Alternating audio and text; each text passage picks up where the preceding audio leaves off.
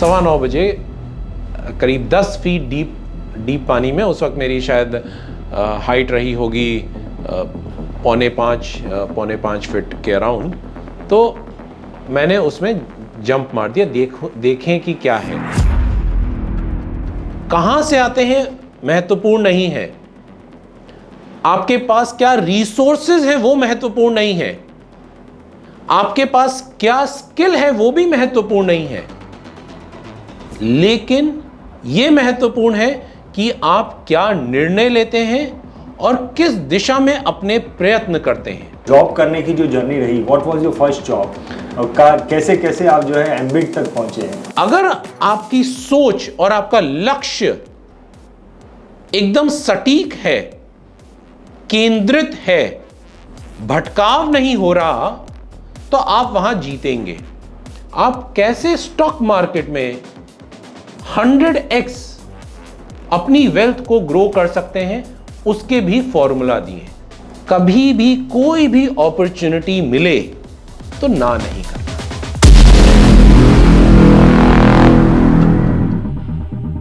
सो दोस्तों, आज की इस वीडियो से आपको बहुत मोटिवेशन मिलने वाला है और फाइनेंस के बिहेवियर के बारे में जो बारीकियां होती हैं उनके बारे में आपको जानकारी मिलेगी। रामपुर गांव का आपने नाम सुना होगा, या रामपुरी जो छुरी होती है उसके बारे में सुना होगा।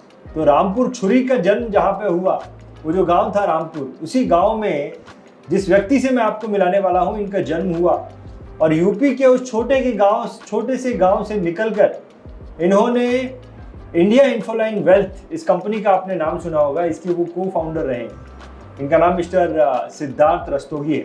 तो सिद्धार्थ रस्तोगी जी से मैं आपको मिलाने वाला हूं। सिद्धार्थ रस्तोगी जी आज की तारीख में एक multinational company ambit asset management company के मैनेजिंग डायरेक्टर है। सो दोस्तों, बहुत मोटिवेशन मिलने वाला है, बहुत पर्सनल जो फाइनेंशियल बिहेवियर होता है इसके बारे में गहरी जानकारी मिलने वाली है। मिलते हैं सिद्धार्थ रस्तोगी जी से और उनकी जीवनी के बारे में भी हम जानेंगे। सिद्धार्थ जी, आपका बहुत बहुत स्वागत करता हूँ BI TV में। धन्यवाद रंजीत जी, आपका बहुत बहुत आभार कि आपने मुझे निमंत्रण दिया और एक ऐसा प्रयास आप जो कर रहे हैं BI TV के माध्यम से कि लोगों को वित्तीय मामलों के बारे में, फाइनेंशियल और financial investments, financial decision making के बारे में जागरूक कर रहे हैं। और सबसे अद्भुत काम जो आप कर रहे हैं, जिस दिशा में भारत बढ़ रहा है, जिस गति से भारत बढ़ रहा है, जिस उग्रता से भारत अपना वर्चस्व पूरे विश्व में कायम कर रहा है, उससे जो छोटे वित्तीय, somebody who has lesser financial resources, उसको भी आप प्रयत्न कर रहे हैं कि वो अमीर बन सके, वो अपने पूरे स्वप्न पूरे कर सके।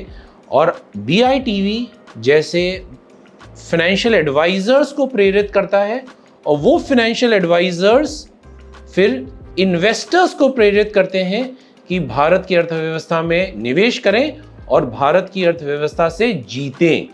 तो ये पूरी जो कड़ी दर कड़ी आपने उसका गठन किया है, उसके लिए हार्दिक शुभेच्छा। Thank you. सिद्धार्थ जी, आपकी जो पर्सनालिटी है ये बहुत सारे जो मैनेजिंग डायरेक्टर लेवल के लोगों को हम देखते हैं उनसे बहुत अलग है। और मैं आपसे जो है ना सिर्फ फाइनेंस के ऊपर नॉलेज नहीं लेना चाहता हूँ, आप जो एज ए पर्सनालिटी हैं आपके बारे में भी जानना चाहता हूँ। सिद्धार्थ जी, रामपुरी छुरी जहाँ पर उसका जन्म हुआ, उसी गांव में आपका भी जन्म हुआ। आपके शुरुआती दिन कैसे थे उसके बारे में जानना चाहता हूँ। आप एक गांव में रहते थे, कैसे आपके शुरुआती दिन थे उसके बारे में थोड़ी सी जानकारी दीजिए। मेरा जन्म रामपुर में हुआ। रामपुर आजम खान के लिए काफ़ी इनफेमस, मैं कहूँगा, फेमस नहीं, इनफेमस था। और मेरे जन्म के तुरंत बाद मेरा जो पालन पोषण हुआ वो एक छोटी सी जगह है रेणुकूट। ये सोनभद्र जिला है, उत्तर प्रदेश का सबसे आखिरी जिला है सोनभद्र, मिर्जापुर के आगे। वहाँ पर मेरा पालन पोषण हुआ। रेणुकूट हिंडाल्को इंडस्ट्रीज लिमिटेड का मेन यूनिट है वहाँ पर। वहीं पे मेरे पिताश्री कार्यरत थे। मेरे पिताश्री रुड़की से ब्रॉन्ज मेडलिस्ट थे और उनका पहला जॉब और आखिरी जॉब हिंडाल्को इंडस्ट्रीज लिमिटेड में था। तो मैंने वहीं पे अपना पढ़ाई की, वहीं पे अपना पालन पोषण मेरा वहाँ पर हुआ। और इनिशियली जब मैं कम आयु का था तब पढ़ने में बहुत अच्छा नहीं था। अच्छा। अब पढ़ाई ज़्यादा नहीं करता था, मौज मस्ती ज़्यादा थी, खेलने में अत्यधिक आतुर रहता था, और सब तरीके के खेल, चाहे वो ताश के खेल हों, चाहे वो फुटबॉल हो, चाहे वो क्रिकेट हो, चाहे वो कोई भी स्पोर्ट हो, लेकिन पढ़ाई में उतना अच्छा नहीं था।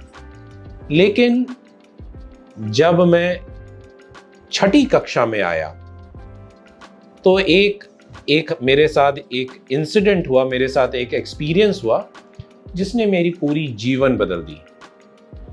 तो जब मैं 6th स्टैंडर्ड में था तो हिंडाल्को इंडस्ट्रीज लिमिटेड एक कॉलोनी टाइप की है, एक कंट्रोल्ड कॉलोनी जिसको कहते हैं, जैसे आपकी जमशेदपुर में टाटास की है, जैसे आपकी BHEL की है भोपाल में है, उसी तरीके से जहाँ पे सिर्फ हिंडाल्को इंडस्ट्रीज लिमिटेड के ही एम्प्लॉयज रहते थे, वहाँ पर एक नया स्विमिंग पूल खुला। एक नए स्विमिंग पूल की उद्घोषणा हुई, वहाँ पे उद्घाटन हुआ, और जो पहला लैप, पहली जो एक पूरी लेंथ की, उसमें मेरे बहुत सारे फ्रेंड्स थे, मेरे बहुत सारे बैचमेट्स थे। करीब 7 लोगों ने पहली लैप की, और उनमें से 7 में से 5 मेरी क्लास के विद्यार्थी थे। उस वक्त मुझे स्विमिंग नहीं आती थी, क्योंकि कभी आज तक छठी कक्षा से पहले मैंने कभी भी स्विमिंग नहीं की। और उन्होंने जब पहले तैराकी की और उसके बाद काफ़ी तालियां बजी, उसके बाद वहाँ से निकल करके लोगों ने नाश्ता भोजन इत्यादि किया, और उसके बाद सब लोग घर चले गए। लेकिन वो सिद्धार्थ जो था वो वहाँ पर बैठा रहा। उसने देखा, उसने भी थोड़ा भोजन किया। 8:30 शाम के बज गए थे और सब लोग घर वापस चले गए, लेकिन वो सिद्धार्थ वहाँ बैठा रहा, स्विमिंग पूल के इर्द गिर्द मंडराता रहा, सोचता रहा कि उसने वो स्विमिंग क्यों नहीं की। करीब 9, सवा 9 बजे जब सब लोग चले गए थे और वहाँ की सिर्फ स्विमिंग पूल की लाइट्स ऑन थी, उस समय मैंने शॉर्ट्स पहने हुए थे और शॉर्ट्स के अंदर इनर वेयर था, और अपने शॉर्ट्स उतार करके, टी शर्ट उतार करके 9:15 बजे करीब 10 फीट डीप पानी में, उस वक्त मेरी शायद हाइट रही होगी 4.5 फीट के अराउंड, तो मैंने उसमें जंप मार दिया। देखें कि क्या है। 2-3 सेकंड, 5 सेकंड समझ में भी नहीं आया कि क्या हो रहा है जीवन में। और फिर मैं बाहर निकला, मतलब क्योंकि आप जब पानी में गिरते हैं तो उसके बाद ऊपर बाउंस बैक करते हैं, और अपने बाउंस बैक किया और सोच लिया उस दिन जीवन में कि ऐसा कुछ हो नहीं सकता जो मैं नहीं सीख सकता, और शायद कुछ हादसा भी हो सकता था, क्योंकि मुझे स्विमिंग नहीं आती और 10 फीट पानी बहुत गहरा होता है किसी को भी डुबाने के लिए। लेकिन 3-4-5 मिनट वहीं पे पानी वो पकड़ करके करता रहा, और फिर अगले दिन मैंने एनरोलमेंट कर लिया अपना स्विमिंग लेसन्स में। ईश्वर की बड़ी कृपा रही कि दूसरे दिन से ही मुझे स्विमिंग आ गई। उसके बाद तो सिर्फ स्ट्रोक इम्प्रूवमेंट हुआ। फिर मैंने स्विमिंग में उसी साल डिस्ट्रिक्ट लेवल पे काफ़ी सारे खिताब जीते, स्टेट लेवल पे मैंने पार्टिसिपेट किया, और बटरफ्लाई जो बहुत एक कॉमन स्ट्रोक नहीं है, तो उसमें भी मैंने अपनी जीत हासिल की। तो उस समय के बाद जो ये सिद्धार्थ था, जो पढ़ने में अच्छा नहीं था, जो शायद 35-40 बच्चों की कक्षा में 27-28 आता था, वो सीधे 5th-6th नंबर आना शुरू हो गया। उस दिन के बाद से there was no looking back. उस दिन के बाद से जीवन में जो एक बार ठान लिया कि हारना नहीं है, करना है, और बड़े स्तर पे करना है। जो भी करना है बड़े स्तर पे करना है। जो छोटी सोच है वो समाप्त हो गई। और उस दिन के बाद जो निर्णय लिया कि अगर मैं नहीं कर सकता तो उसमें मैं खेलूंगा नहीं, खेलेंगे तो जीतेंगे। खेलना है जीतने के लिए, ना कि मनोरंजन के लिए। क्या बात है, बहुत बढ़िया। मेरे को ये समझ में आ रहा है सिद्धार्थ जी कि सेल्फ टॉक का इंपॉर्टेंस बहुत जबरदस्त है। उस दिन आपने अपने आप से जो बातचीत की कि मैं क्यों नहीं पानी में उतरा, that was something magical thing happened. तो इम्पोर्टेंस ऑफ सेल्फ टॉक आपकी इस बात से समझ में आता है। वैसे आपने जो है वो, आप अभी फाइनेंशियल इंडस्ट्री में काम करते हैं जी।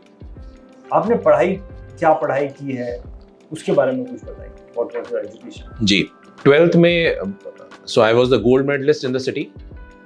तो जो बच्चा शायद एकदम नीचे पद पर था, वो नीचे पढ़ाई में था, वो 12th में gold medallist in Renukoot, and then I joined. फिर मैंने किरोड़ीमल कॉलेज में वहाँ से अपना बीकॉम ऑनर्स किया।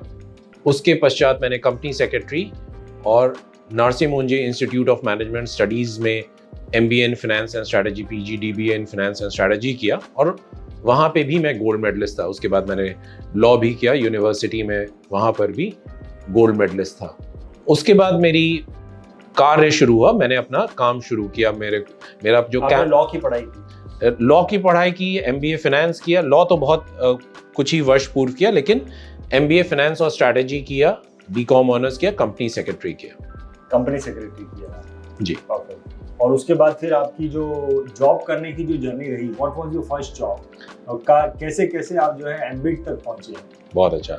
तो मेरी जो सबसे पहली जॉब थी वो थी UTI बैंक। उस वक्त एक्सिस, जिसको आज आप लोग जानते हैं, तो उस वक्त UTI बैंक हुआ करती थी। और UTI बैंक में ईश्वर की बड़ी कृपा रही कि हम लोग करीब 28 मैनेजमेंट ट्रेनीज थे जिनको हायर किया था। ABCL Ahmedabad, Lucknow, Bangalore, Calcutta AIIMS, SP Jain के कुछ थे, NMIMS के 3 हम लोग थे, JBIMS के जमुनालाल बजाज के थे। तो इस तरीके के हम लोग कुल मिलाकर के 28 लोग थे। और मेरी जो शुरुआत हुई, मेरा करियर की जो शुरुआत हुई, वो हुई मर्चेंट बैंकिंग, इन्वेस्टमेंट बैंकिंग से। UTI बैंक में जो मेरी जॉब प्रोफाइल थी, वो फाइनेंस के क्षेत्र में सबसे उच्चतम wholesale finance, investment banking, merchant banking उस क्षेत्र में थी जहां पे सारे युवा ड्रीम करते हैं उनको जॉब करने की। वहां पे भी बड़ी इंटरेस्टिंग सी चीज हुई, जो वहां पे क्राइटेरिया था कि अगर आपको मर्चेंट बैंकिंग में जाना है तो आपको IIT प्लस IIM होना चाहिए। मैं शायद UTI बैंक का पहला ऐसा व्यक्ति होऊंगा जो नॉन IIT और नॉन IIM और फिर भी मर्चेंट बैंकिंग में था। और वहां पे मैं और मेरे कुछ मित्रों ने मिलकर के पहली बार भारत का credit card receivable securitisation transaction किया। वो बहुत यूनिक एक्सपीरियंस था। कौन से साल की बात है ये? 2002-2003 की बात है। फिर उसके उस वक्त क्रेडिट कार्ड भारत देश में आया था। उस वक्त क्रेडिट कार्ड आया था, और क्रेडिट कार्ड के रिसीवेबल्स को सिक्योरिटाइज करके, उनके कैश फ्लोज को अलग करके, उसको एक प्रोडक्ट में बंडल बना करके, उसकी क्रेडिट रेटिंग करवा करके उसको म्यूचुअल फंड्स के पास प्लेस करना, ये पूरा का पूरा। तो ये फाइनेंस का बहुत बढ़िया काम ईश्वर की कृपा से मेरे और कुछ मेरे मित्रों के हाथ से हुआ। क्या बात, बहुत बढ़िया। उसके पश्चात मैंने सिटी बैंक ज्वाइन किया। मैं सिटी बैंक काफ़ी समय तक था। सिटी बैंक में मैं वेल्थ मैनेजमेंट की तरफ अपना छोटे छोटे कदम बढ़ा रहा था। उसके पश्चात मैंने HSBC, Hong Kong Shanghai banking corporation, वहाँ ज्वाइन किया। वहाँ पे जर्नी बहुत ज़बरदस्त थी। 4 साल में 4 प्रमोशन, फास्ट ट्रैक। मुझे भारत की सबसे बड़ी वेल्थ ब्रांच मैनेज करने के लिए मिली एज ब्रांच मैनेजर, जो Nepean road, Pedder road branch है। उस वक्त शायद HSBC की 35 ब्रांचेस हुआ करती थी और ये सबसे बड़ी वेल्थ ब्रांच थी, और मैं भारत का सबसे कम आयु का ब्रांच मैनेजर था। क्या आयु थी आपकी उसमें? करीब 26-27 वर्ष, और 26-27 वर्ष थी। और ईश्वर की कृपा बड़ी रही कि वहाँ पर जितने भी मुझे मेरे सहयोगी मिले, मेरे जितने कलीग्स मिले, पीयर्स मिले, उन सब ने मेरे साथ बड़ी मेहनत की, और हम सब ने मिल करके उस ब्रांच को भारत की सबसे प्रॉफिटेबल ब्रांच भी बना दिया।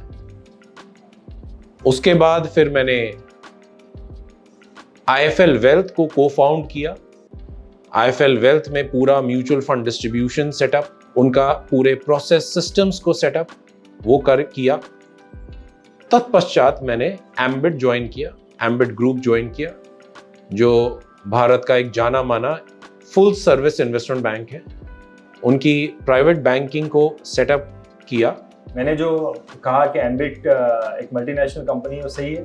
तो एम्बिट की उत्पत्ति भारत में ही हुई है। एम्बिट के जो प्रमोटर्स हैं वो भारतीय हैं। 20% एम्बिट की ओनरशिप, 20 से 22% एम्बिट की ओनरशिप दाइवा के पास है। दाइवा जापान की दूसरी सबसे बड़ी फाइनेंशियल सर्विसेज कंपनी है। उस हिसाब से शायद मल्टीनेशनल कंपनी। सो मल्टीनेशनल क्योंकि ओनरशिप बाहर की है और हमारे ऑफिसेस कुछ विभाग के ऑफिसेस सिंगापुर में भी हैं और यूनाइटेड स्टेट्स ऑफ अमेरिका में भी। तो उसके बाद मैंने एम्बिट ज्वाइन की। एम्बिट में उनके प्राइवेट बैंकिंग को हमने पूरी तरीके से सेटअप किया। फिर पिछले 7-8 सालों से मैं एम्बिट एसेट मैनेजमेंट, जो पोर्टफोलियो मैनेजमेंट सर्विसेज, जो alternate investment funds, debt PMSs, इस सब का संचालन करती है, उसका मैं managing director, chief operating officer, principal officer और हेड ऑफ सेल्स हूँ।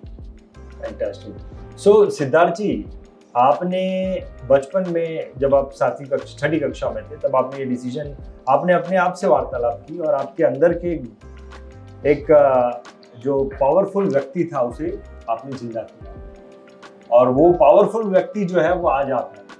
आपको क्या लगता है, आपका उस वक्त अपने आप से डिस्कशन करना ये आपकी जिंदगी का सबसे बड़ा अचीवमेंट था, या HSBC में आप यंगेस्ट ब्रांच मैनेजर बने ये आपका सबसे बड़ा जिंदगी का अचीवमेंट था, या कुछ और था? उसके बारे में कुछ बताइए। तो शायद हर पड़ाव पर, मेरे जीवन में बहुत सारे ऐसे पड़ाव आए जहां पे फेलियर बहुत ज्यादा देखने को मिला, लेकिन हर समय जब फेलियर हुआ तो बातचीत से भी ज्यादा मुझे एक चीज कचोटती थी कि मैं क्यों नहीं कर सकता। तो वो चीज जो बार बार अपने आप को दोहराने की कि ये करना है और उसके लिए कुछ भी मेहनत करनी पड़े, उससे मैं पीछे नहीं हटूंगा, ये दृढ़ निश्चय शायद मुझे आगे प्रेरित करता रहा कि मैं ये करता रहूं। लेकिन मैं अगर अपने जीवन का मानूं कि सबसे अच्छा मोमेंट कौन है, तो शायद 3-4 मेरी ध्यान में आते हैं। 3-4 ऐसी चीजें जो जीवन में मुझे मोटिवेट करते हैं। पहली चीज, जैसा मैंने बताया कि UTI बैंक में हमने credit card receivable securitisation transaction किया, ये एक अपने आप में बहुत बड़ी उपलब्धि है, तो उसके लिए मुझे काफ़ी प्रसन्नता होती है। दूसरी, मेरे जो बाद की एजुकेशन है वहाँ पे मैं हर जगह उत्तीर्ण रहा। इनफैक्ट मैं 12th क्लास में अपने स्कूल का हेड बॉय भी था और काफ़ी ऑपोजिशन था, लेकिन टीचर्स को मैनेज करके कैसे, कुछ टीचर्स ने मेरा साथ दिया और वो चाहते थे कि जो सबसे अच्छा, जो सबसे लायक बच्चा है वही बने, और वैसा ही हुआ।